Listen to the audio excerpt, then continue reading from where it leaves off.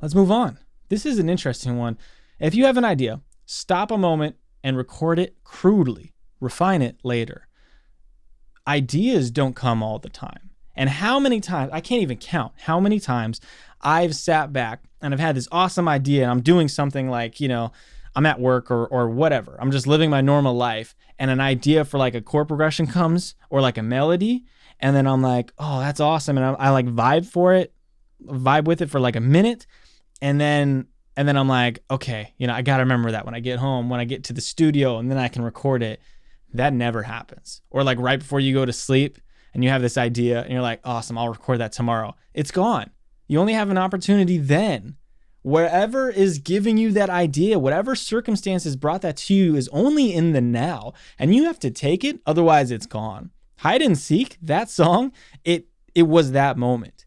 I was about to go to bed and the idea for the riff came into my mind and I had a choice. I could either go to sleep or I could go into the studio and just lay down a real quick scratch track of just the guitar. Or I've done this plenty of times, is where I just pull out my phone, I record like a video that I just like lay down flat. So there's no, like, it's just a black screen. And then I just record the audio and that's it. And then I have that audio I can listen back to later and be like, oh, this is where my thought process went. Let's refine it and get to it. Record something badly. It doesn't need to sound good for it to be an idea.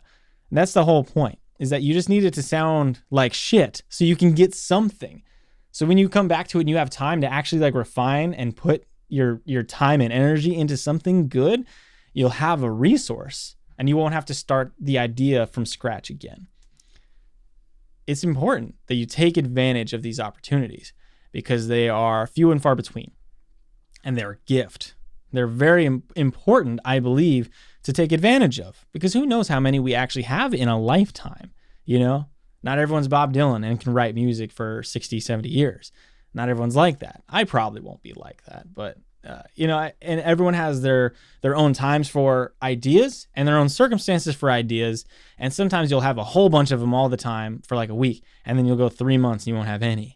That's happened to me where I just don't have any ideas. And what I'll do is I'll go back into my phone. I'll look for those videos that have blank screens and I'll just listen. And I'll be like, is that something I can use?